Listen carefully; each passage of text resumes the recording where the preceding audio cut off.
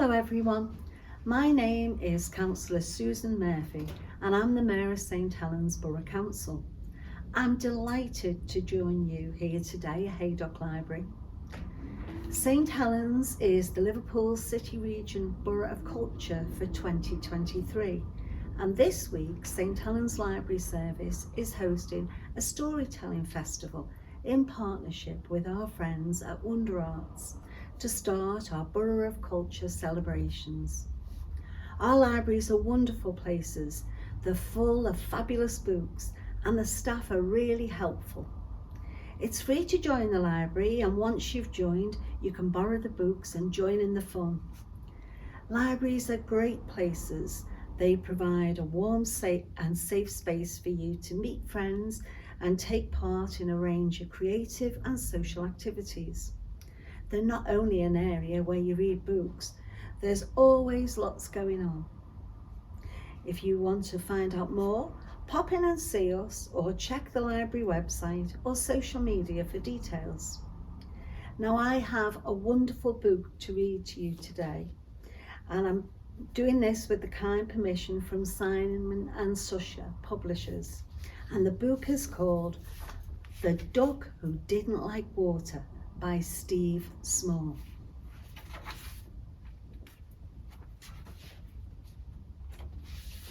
Everyone's sitting comfortably now, we'll start our book.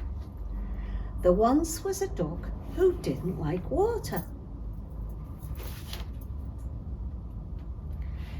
Duck didn't like swimming in it or paddling in it, and duck didn't even like it when it rained, not even if it only rained a little bit.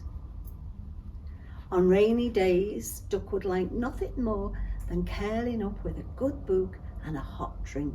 And you can see from the photograph, he's got his book and his cup of tea and lots of books, and he's sitting by the fire. I don't need to go outside, Duck thought. I've got everything I read right here. And mostly that was true. One very windy and rainy night, Duck was woken by a loud noise and discovered a hole in the roof. Oh, well, I can't fix that tonight, Duck thought. So Duck popped outside for a bucket and found an unexpected visitor who was lost, very lost. And you can see Duck talking to a little frog. He's got his umbrella up and he's got his raincoat on and his wellies. Why don't you rest here for the night where it's warm and dry? Asked Duck. Frog cheerfully agreed, even though Frog liked water very much. The next morning, Duck said, "We need to get you home, but first we need to find out where home actually is." "Okay," said Frog. So off they went. They searched everywhere. You can see Duck on the bike, all ready for the rain, and Frog sitting on the back. But they couldn't find Frog's home, so they stopped for lunch. They set off again, but no matter who they asked or where they looked, they couldn't find Frog's home. So that night they ate dinner and read stories, said good night and went to bed. The next morning, Pelican dropped by. "Hello, Frog. You've a long way from home." "Wait," said Duck. "Do you know where Frog lives?" "Sure, it's over the way, in the next river," Pelican replied. "Need a lift?"